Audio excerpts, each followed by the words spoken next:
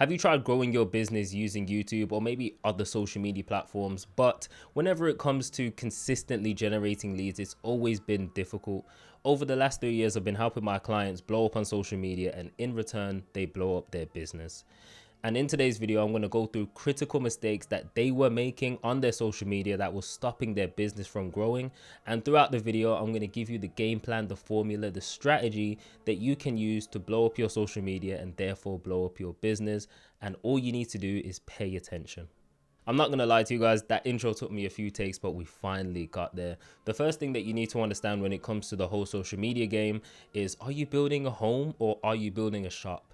Now, depending on what social media platform you're using, whether it's a home or a shop will be different. Let me explain. You're probably thinking, Ashley, what do you mean by a home or a shop? What the hell? I'm not sure if you've heard of the analogy. When it comes to YouTube, it's like your YouTube channel is a shop, right? Let's say it's a sandwich shop. And people come every day as they're going to work or going where they need to go to buy a sandwich from your shop. And they start to find out your sandwiches taste pretty flipping good. The last thing that you want to do is on a random Monday, be like, we no longer serve sandwiches. We do hot dogs now, just hot dogs. Everyone's going to be like, wait, what? You were my favorite sandwich place. That's the shop analogy. Now, when it comes to Instagram, I like to take the more home analogy. Or whenever you're documenting your journey, it's kind of like a home analogy. You're inviting people into your home and you have all these different rooms and you're letting them know about you and letting them really see who you are, what your interests are, what your passions are, what you like to do, your history and stuff like that. Now, I'm not saying that if you're building a shop, you cannot include those things, because I personally would. That's what's going to separate you from everyone else in the game. And that's what makes your shop look different. Imagine if there was just sandwich shops that literally just had sandwich fridges, nothing else, nothing on the walls, no personality, nothing about them, nothing to separate them, right? Apart from the name. Of course, it will get quite bland. So we're going to include personality into the shop as well. That's going to make you different. But when it comes to a home, it's just more inviting. You're talking about more things other than, just your sandwiches. Hopefully that's making sense to you guys. Now, if you're a business owner, I personally would go for more of the shop analogy, especially if you're on YouTube. And we're going to focus heavily on YouTube because honestly, that's the best place to grow your business for multiple reasons. It's the second largest search engine in the world. Even if you're not optimizing for search, your videos last a lot longer on YouTube. The lifetime of a video will last so much longer. Your video could pop up on someone's recommended 2 years later, a year later, 6 months later. Instagram, it's unlikely it's going to do that. Very unlikely, especially once it's past a year. The shelf life of your videos on other social media platforms is not as good as YouTube. So we're just going to stay focused on YouTube. So I would go with the shop analogy, but I'm not saying you just talk about sandwiches, or whatever your niche is, whether it's business, or content.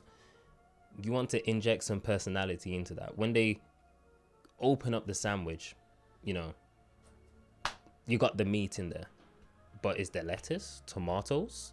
Is there gherkins, pickles? You know what I'm trying to say? Are you personalizing your videos?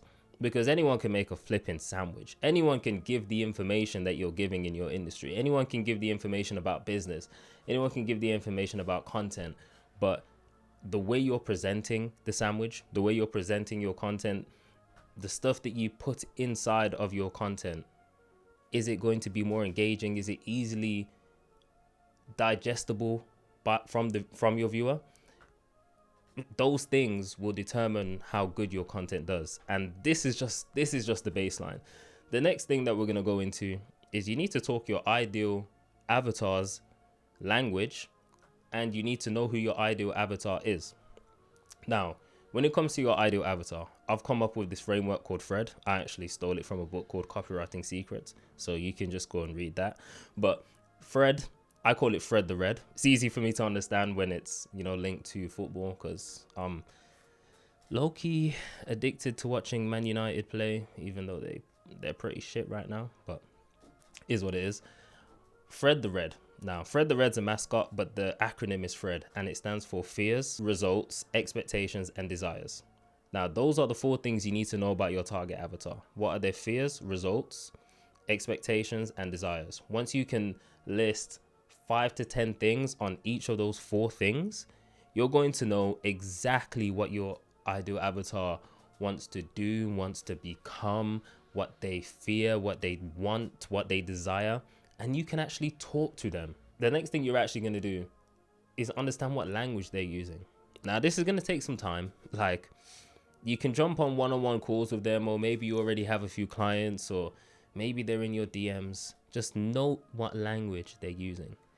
I know one major language that creators use or business owners use when it comes to content is blowing up. Everyone wants to blow up on social media. It's not like, it's basically like saying grow on social media, but blow up is literally their language, which is why it's probably used in the title of this video.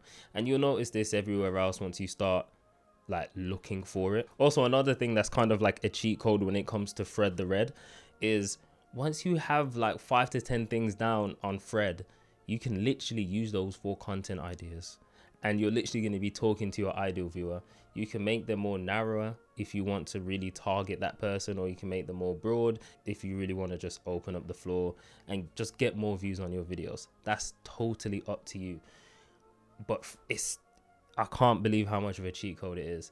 And if you really want, you can obviously use ChatGPT, not to come up with it for you, because I feel like it will just be way too generic. You want to really come up with it yourself, or really ask your audience, even just be like, hey, what's your biggest fears? Maybe not your fears, but maybe desires. I'm not sure if people won't really open up about their deepest fears, or they would just be surface level stuff. You really need to dig in and really think what their fears are. Such as, if you're a business coach and you help people, grow their revenue, build their business, whatever it is, the reason they want to do that, it's not just because they want more money. It's because they want to protect their family. They want to keep up with their friends, their millionaire friends or billionaire friends. They want to protect their family. They want to go on luxury holidays. They want to drive the nice car. They want to be noticed. Like, all these things, that's their deepest desires, but also their biggest fears. Never being recognized. Never being able to fully protect their family. What if something comes up and they're not able to buy a security system for their home? Now they're on a business trip and they don't even know if their home's getting burgled or if their family's safe. They're not able to buy things for their children that their children really want. It's these type of things that you really need to dig into so you can actually understand what they're thinking inside their mind. And once you speak their language, that's the way you'll convert them into followers, subscribers, and then also clients. Now, another thing, you need to find a common enemy. And this one is a dirty little secret. This one is a dirty little secret. It's almost like you're building a cult when you find a common enemy. Cults always have an enemy they put you against, and they break down your belief about them. Now you only believe what they say. Now, I'm not saying we should go that deep, but finding a common enemy will change the game for you. I know once you realize this, you see a lot of people do it. Iman Gadzhi's like amazing at this. I can't even fault him. He's amazing at this. When he was, what was he selling? SMMA, some marketing agency thing. He really dug deep into the fear of just working a 9 to 5 for the rest of your life, being in the rat race. That was the enemy, the rat race. You don't want to be controlled by those people, those guys. You don't want to be, you don't want the man to put you down, whoever the fucking man is. And everyone literally bought into that shit. And I can't blame them, because it's a pretty common enemy. Again, for most people working a 9 to 5, they don't like being told what to do. You have to wake up at a certain time. You can't go to the toilet when you want.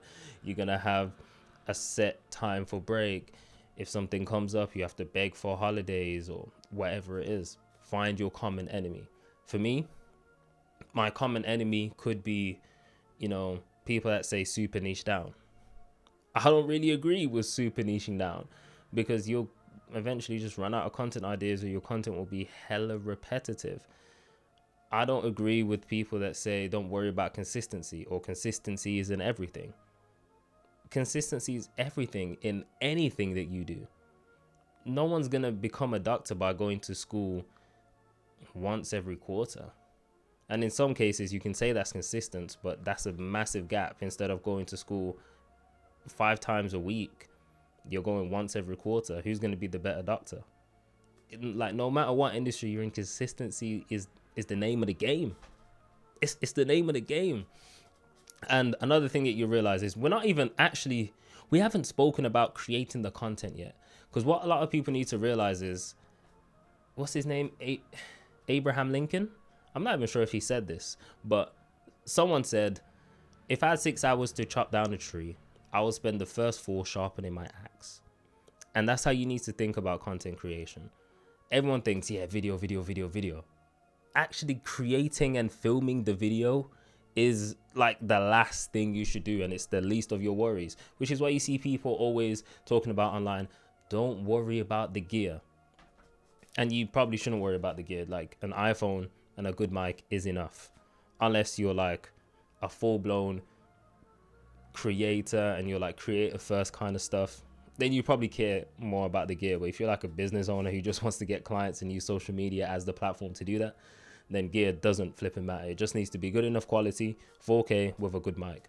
But you need to spend time sharpening the axe, sharpen your mind, sharpen the ideas, refine the ideas, find out how you're going to present the ideas. Because it's not about what you say, it's about how you say it. There's so many people online now. The game is saturated. It is. But there's a bunch of people who just copy videos that have no credibility in what they do. So they're already eliminated. And there's so many people that just have no personality in their videos. And they just sound like everybody else. They even look like everybody else. And that's not the name of the game, pretty much.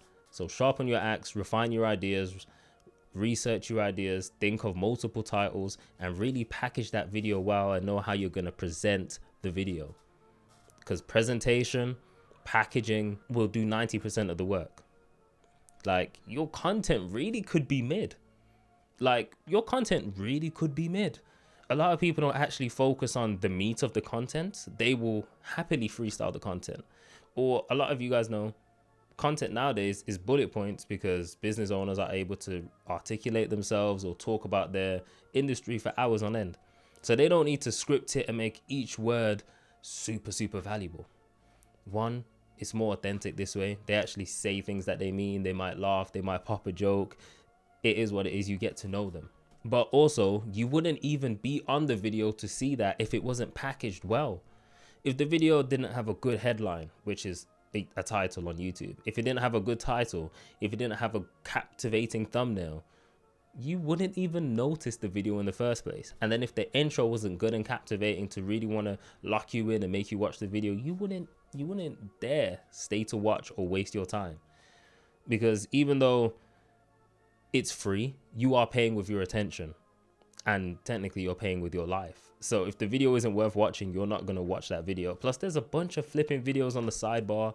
You can literally go back to the home screen. There's so much content out there. The next thing that you need to focus on is creating timeless and bingeable content. A lot of people overlook this stage, and the easiest way I can say this is timeless content is content people can save, share, or come back to in a year's time. I know there's creators that you find and you see one of their videos and you're like, oh, this is a good sandwich. Like, this is good. I'm gonna come back. In fact, you see what other sandwiches they got. And they're like, yeah, you know, we made this sandwich recipe a year ago. Let me taste that one. Like, they made that video a year ago. Let me taste that one. Let me see what that's like. Good headline. Click on the video. Good content, timeless content that you can literally apply to your life or to your business today, even though it was made a year ago. You don't want to get trapped in the cycle of just creating content that's based on trends, right? I'm a big advocate for creating videos that implement a trend, especially if you're struggling to get views.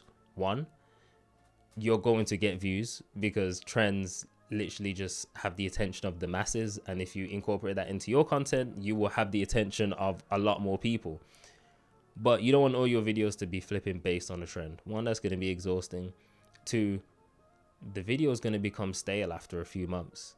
And another thing that I learned ages ago when I started, like 5 years ago, was including memes in your content is kind of it's a risky game, because that meme could be completely out of fashion in 3 years time, 2 years time, a year's time. And now when people go back to watch that video, they're going to be like, oh, I can tell this video was made in 2018. You know, he's using that meme. Oh, that meme's from Vine. Some people still might like it. Some people might not even know what the hell that meme is. And you've just lost their attention. Now, of course, that's to do with memes. But if you do it with trends, it's literally the same thing. Now, another element of creating timeless content is creating high quality videos, not just the content itself and making it highly actionable. Because that's one thing when it comes to value, is you can present great information. Oh, that's so good. Yeah. But give them some actionable value. Give them some actionable strategies, something that they can do right now. So when I told you to write down Fred, the fears, results, expectations, desires of your ideal avatar, and then literally bullet point 5 to 10 things on each one of those. I'm holding up 5 fingers, but it's 4. Bullet point 5 to 10 things on each one of those. That's something that you can do right now. You could have paused the video, got a piece of paper or went on Notion and done that exact same thing. And when it comes to timeless content, I'm giving you actionable things to do and what not to do. Don't just focus on creating content that's based on trends. Create timeless, good content that people can share, save, come back to, and you'll really know when a video is good. And you've probably done this. I've done this. You found the video, you've watched it, you've said, damn, that was good. It really sparks something in you, something emotionally, whether that's you feel educated, you feel motivated, you're ready to go, you're fired up, whatever that emotion is. And you've gone share, and you've gone to your friends or friend. Maybe you don't have any friends, but you've gone to whoever, family, friends, and you've shared that video with them. Like, you must watch this, or this is so good, or I think this will help you with this. Now, even though timeless videos is great, I also said you need bingeable videos. And this is videos that people can just watch one after the other, or watch one a day until they've fully watched your library of videos. Because when it comes to growing your business and blowing up on social media, one video can really help you. But if you have a library of videos, that will change your life. And you've probably heard of the 7-11 rule. On average, it takes 7 hours of content and 11 interactions or 11 touch points for people to build trust with you. Now, that's the average. Some people might do it in 3 hours and 5 touch points. Some people might do it on their first go round, right? But that's just the average. Now, how many of you can say, I have 7 hours of videos on my YouTube channel, or I have 7 hours of content on my Instagram page or TikTok page? Granted, TikTok and Instagram, difficult to have 7 hours because your videos are 30 seconds, a minute long. How many videos is it going to take to do 7 hours? I'm not even thinking of the maths. But that's why short form people or short form content creators always find it hard to convert. And that's why there's a whole funnel of, top of funnel, middle, and then bottom. And YouTube is like top of funnel and middle combined because it's longer format. You can build trust and really give good value. Another thing in the middle funnel is newsletters. That's just another place you can have them off the platform and send them blogs to read. I think another one is Twitter, but don't quote me on that. And then top of funnel is Instagram, TikTok, just those short form platforms. YouTube Shorts can also count as that. But YouTube is really the king because it does top and middle, which is great because you're discovered and you're also liked and trusted. And a massive tip that I want to give you in this section, which I've noticed that a lot of people are making this mistake, because a lot of people come to me saying, hey man, I just made this video, and I look at the video and it's 5 minutes long. Why are you on YouTube making a 5-minute video? Of course, if it's a tutorial and it doesn't need to be longer than 5 minutes, I completely get it. But if you're a business owner really diving deep into a topic and you really want to help people, I would suggest going for longer format videos. 10 minutes, 15, 20, 30, 45. The key here is not to just make it long and add fluff to it, because you're going to be wasting people's time. And as I said, attention is just as important, because you're using their life and they're using their life to watch your videos. So respect it, right? But make it as short as it needs. Make it as short as it needs to be, but as long as necessary. So long enough till they get the point, and the longer the better. And you can do that by really giving different examples, giving analogies, telling stories for them to really understand the point and take that home. But don't overdo it, and make it as short as it needs to be. A great example is with the tutorial I gave you. If you want to learn how to bake a cake and you've gone onto YouTube, how to bake a cake, and there's a 20-minute video and there's a 5-minute video, which one are you clicking? Simple. So flipping simple. And it's another reason why recently I've seen creators do full course free how to start an SMMA, and the videos are like 15 hours long. I'm not saying that you should do that. That's crazy. But I've seen some of those work really well. And even though I've never fully understood why it needs to be 15 hours, it just seems very excessive. But it clearly works for a lot of people, and that's going to take you a few days to really digest the full video, if people are even watching the full video. Some people might just watch that and fall asleep. But bingeable content, timeless content is something that you really need to focus on. And now we're basically getting to using the axe. You know, previously we were sharpening the axe. Here you can count it as sharpening the axe some more, because you're really thinking, is this video going to be timeless? Is this video shareable? Is this video savable? Will people return to this video in a year's time? Are people going to watch one of my other videos and then come to this video? Are people going to watch this video and think, ooh, I love this sandwich shop? See, I'm not letting go of the sandwich analogy. I love this sandwich shop. I'm gonna come back tomorrow. Or I need to go back today and see what other sandwiches they got. Tandoori chicken, chicken tikka masala. You can see I kind of like chicken, right? Chicken ain't too bad still. A chicken tikka masala or a tandoori chicken. Yeah, that will do the job. That will do the job. But with that being said, on to the last point.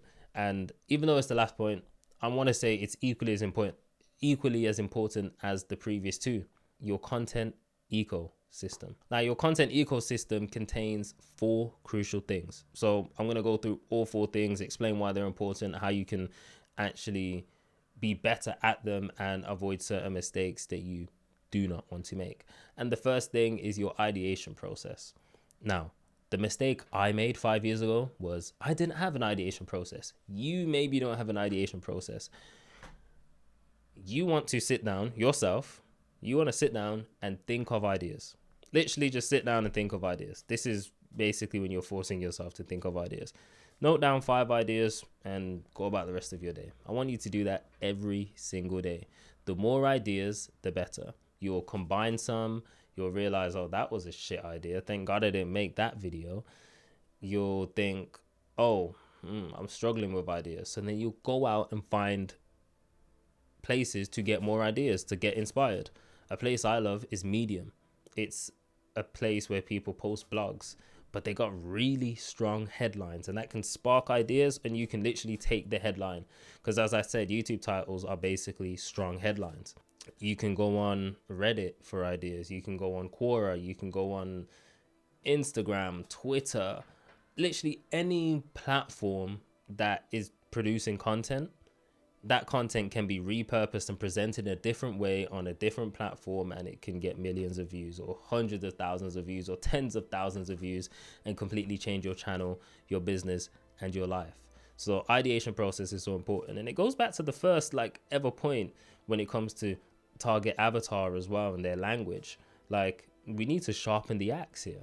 The ideation process is everything. Bad idea, you're gonna have a bad video. And we'll come to each point to show you why, you might have a bad idea and you do the other one so well, and people are just going to be like, yeah, I ain't sure about this one. They probably won't even get to the video.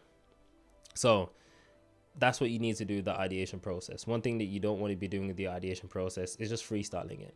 You don't want to be like, well, I need to post a video today, so I'm going to, oh, that's an idea, I'm going to do that idea. You just pluck it out of your mind and it's like, I'm going to do that idea. And you write it down. You don't think of a title, you don't do none of that. You just write the idea down. You maybe write a few things about the idea that you want to talk about, and you just start yapping. If no one wants to hear about that topic that you thought of just on the whim, no one's going to watch the video. It's as simple as that. Which is why the more ideas you have, you can kind of narrow down. This is interesting. This is not.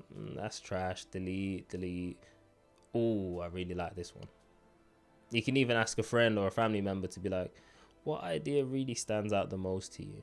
Okay, probably someone that's actually your target avatar. So you can go to your other social media like platforms like Instagram if you have it, put it on your stories and ask questions, or you can go to your community post on YouTube, community tab or post section on YouTube, and literally ask people what they want to see, or would they prefer this or this. Now, once you've done the ideation process, you want to do your idea development and presentation. So this is where you develop the idea that you've come up with 5 and you're like, that one really stands out to me. You're going to develop the idea. You're going to I will personally do this, script the intro and then put bullet points for the rest of the video, because you should know what you're talking about. It's going to make you more authentic. And moments where you laugh or you say something you're not meant to say, keep it in. If you have to stop and think you forgot what you're talking about, just pause, take a second. It's okay. And then in the editing process, cut it out. Like, especially if the pause is like 30 seconds long and it's just hella awkward, just cut it out. And then carry on like normal. Like, carry on from where you left off. Now, once you develop the idea, you also need to realize or understand how you're going to present the idea. So, there's a specific way people cut down a tree, right? So it doesn't fall on them and kill them, right?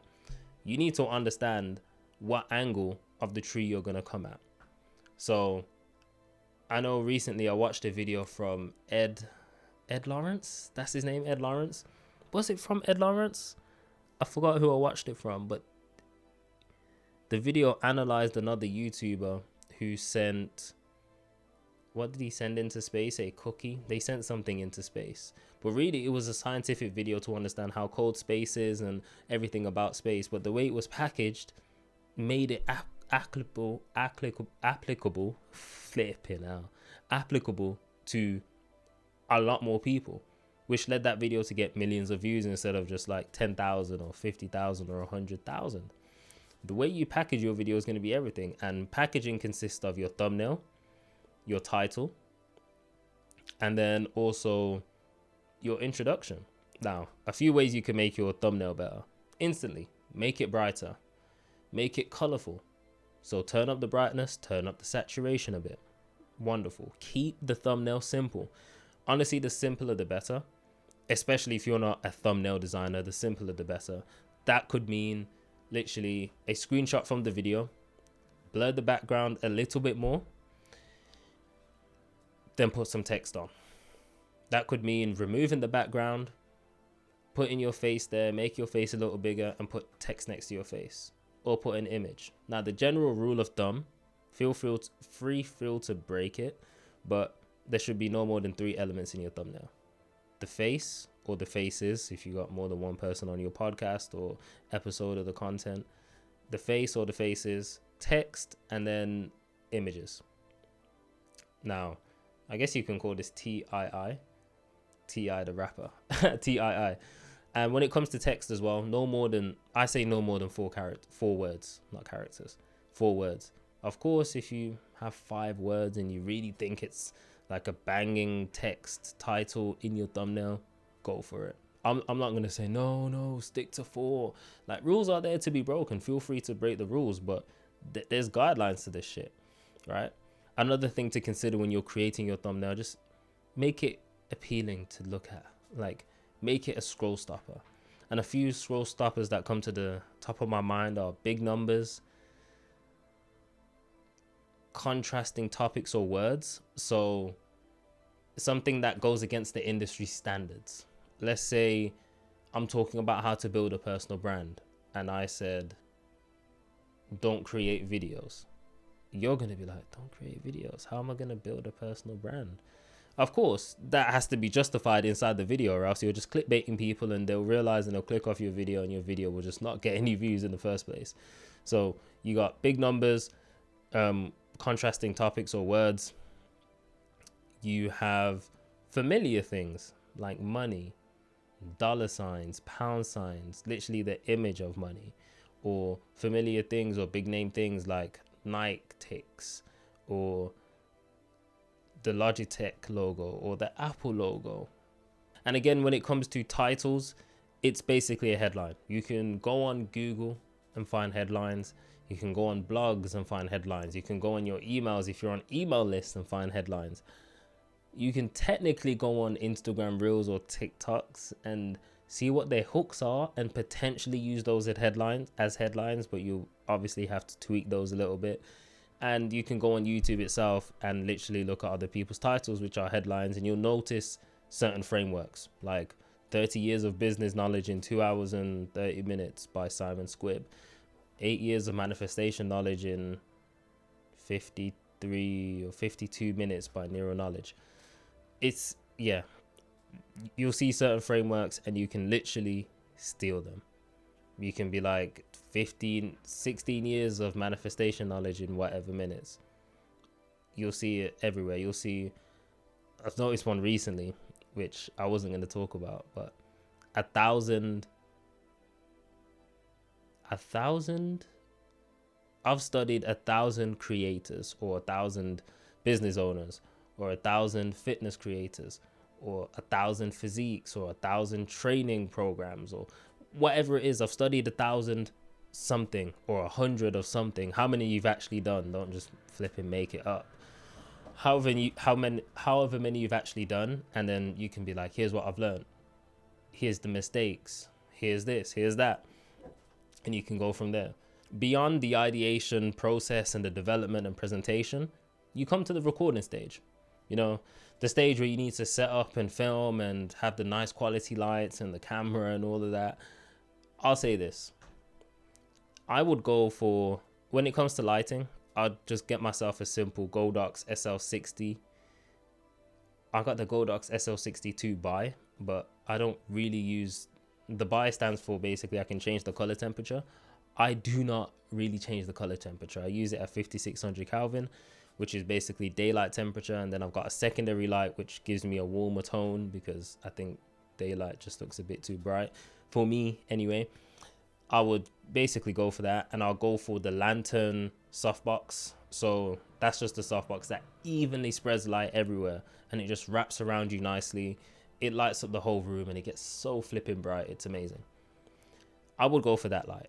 And then I'd go for a nice mic. If you're on a budget, you can go for like the Hollyland mic. They've got a bunch of different variations, but all their mics are good. You can go for the DJI mic. I'm not sponsored, so I actually don't mind. If they want to hit me up, they can.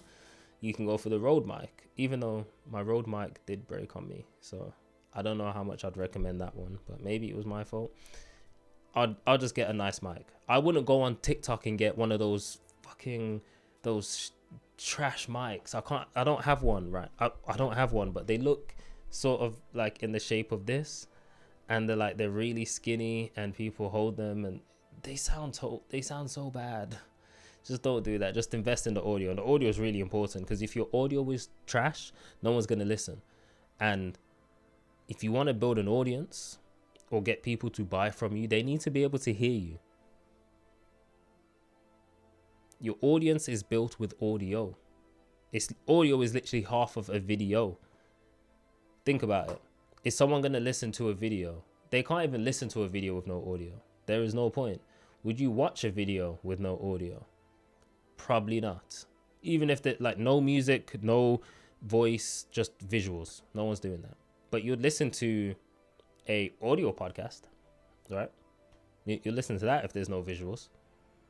I guess the visuals is just to complement the audio. pretty much. So make sure your audio quality is super important. I'd say it's even before video quality. So I'd upgrade mic before I upgrade camera. And plus, the smartphones are so good right now. Just use your iPhone. If you ain't got an iPhone, you're cooked. You're cooked, buddy. It's over for you, man. It's over for you. Nah, I'm messing. I'm not messing. But record on your iPhone, upgrade your audio. And then once the time comes, upgrade your iPhone. But first, upgrade mic, get a good light, then get a good camera.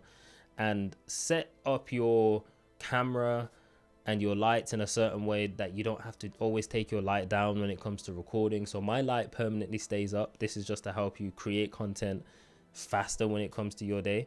You don't want to spend 30 minutes setting up, and that's just going to add up, and eventually there might be a day, or there is going to be a day where you're like, I'm not really feeling to record, but you're going to record anyway. Just like, fit people go to the gym even when they don't really feel like it. You're going to record videos anyway.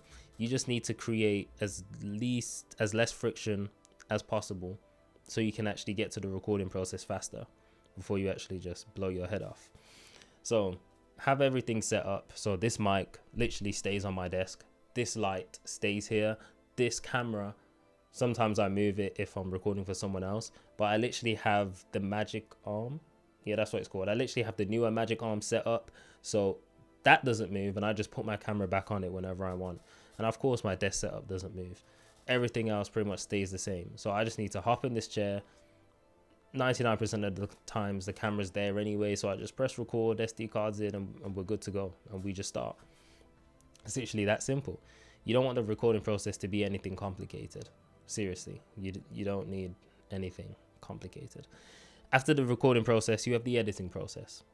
In my personal opinion, all business owners should outsource their editing. Or at least a majority of you. Especially because you don't know how to edit if you're a business owner and you have no creative background.